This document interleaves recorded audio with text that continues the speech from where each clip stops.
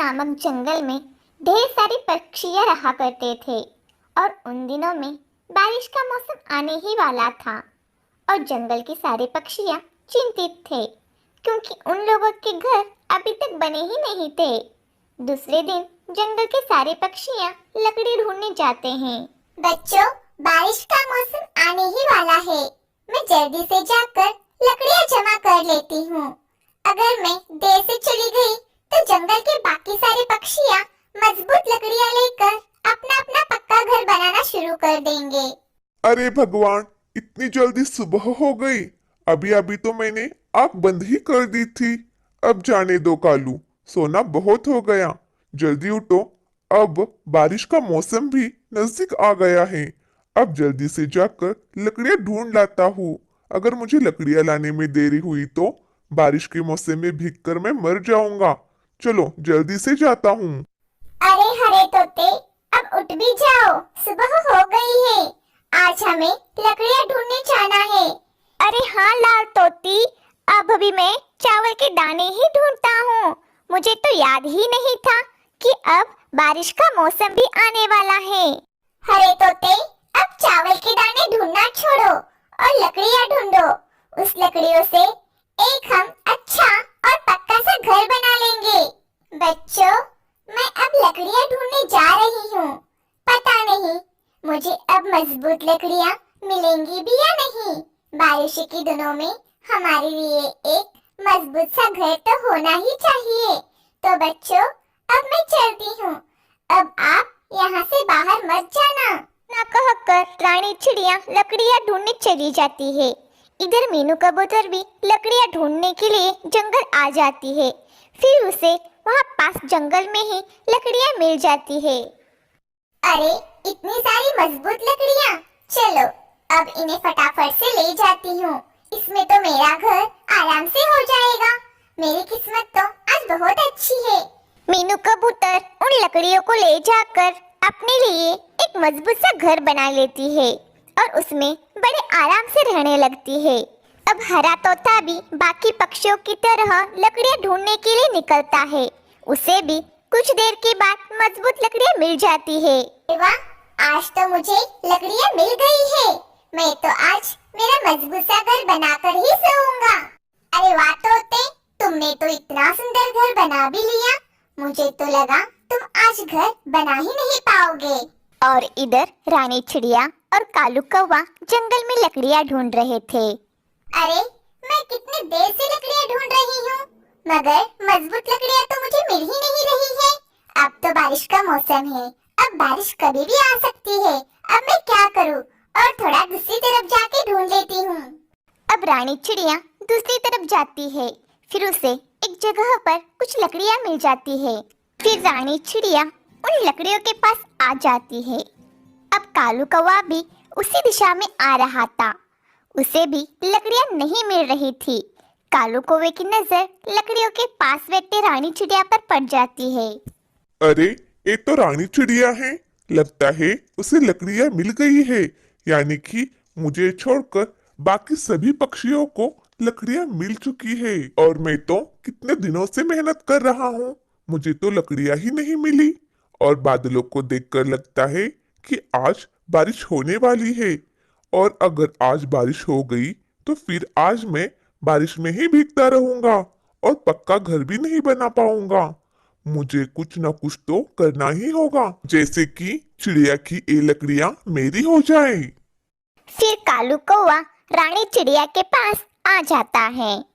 रानी चिड़िया, तुम यहाँ मेरी लकड़ियों के पास क्या कर रही हो? तुम्हारी लकड़ियाँ? हाँ हाँ, मेरी लकड़ियाँ।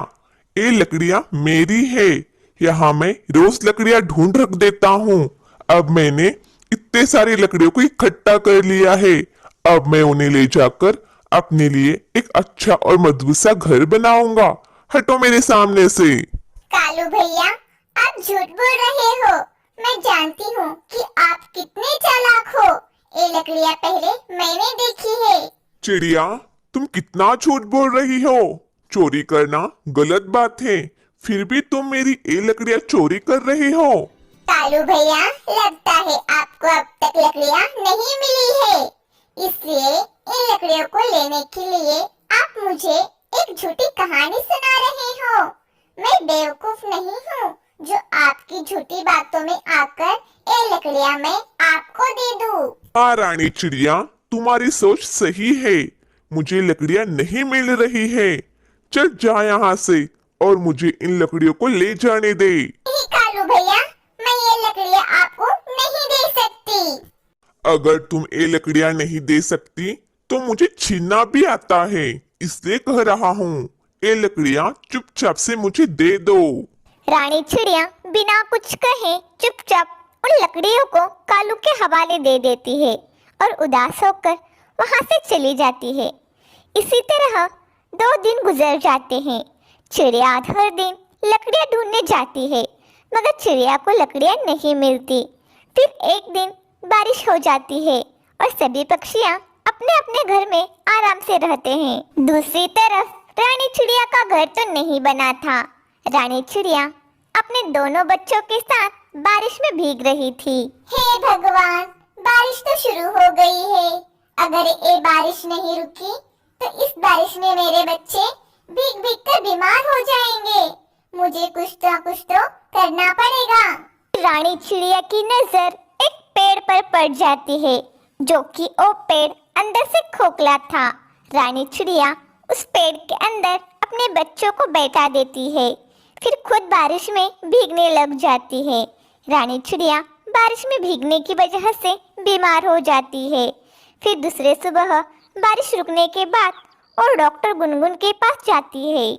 डॉक्टर गुनगुन का घर देखकर चिड़िया सोच में पड़ जाती है। अरे इतना बड़ा सेब का घर, ये कैसे हो सकता है? आओ चिड़िया रानी, क्या हुआ है तुम्हें? कल रात बारिश में भीगने की वजह से मेरी तबीयत खराब हो गई है डॉक्टर गुनगुन। फिर तुम बारिश में क्यों भीगी? गुनगुन दीदी, घर बनाने के लिए मुझे लकड़ियाँ नहीं मिली। मेरे बच्चों को एक खोखले पेड़ के अंदर बिठाकर मैं बाहर भीगती ही रह गई। इसी वजह से मेरी तबीयत खराब हो गई। रानी चिड़िया, मेरे पास एक दवाई है। वो दवाई जिस चीज पर तुम डालोगी वो चीज बड़ी हो जाएगी, और ये तुम किसी भी चीज के ऊपर डाल दो। जिस भी चीज के ऊपर डालोगी वो चीज बड़ी हो जाएगी, और तुम उस चीज को अंदर से खोखला बना दो। फिर तुम उसके अंदर अपने बच्चों को लेकर आराम से रहना। और ये ले लो दवाइयाँ, इससे तुम्हारी तबीयत कल तक ठीक हो जाएगी। डॉक्टर गुनगुन जी, आपका बहुत बहुत धन्यवाद। अब मैं चलती हूँ। फिर रानी चिड़िया एक पंपकिन के ऊपर वो दवाई डाल देती है। फिर वो छोटा सा पंपकिन आग झपकते ही बड़े पंपकिन में बदल जाता है। फिर रानी चिड़िया उस पंपकिन को खोखला बनाकर उसमें रहने लग जाती है। उसी शाम फिर से बारिश बहुत तेज शुरू हो जाती है। तेज हवा के कारण सभी पक्षियों के घर पेड़ से गिर जाते हैं। अरे ये देखो, इस घर में तो रानी चिड़िया है। इस रानी चिड़िया का घर तो बहुत बड़ा है और हिल भी नहीं रहा है।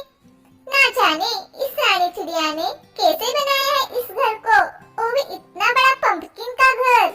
रानी चिड़िया, इतना बड़ा पंपकिन का घर तुमने कैसे बना लिया?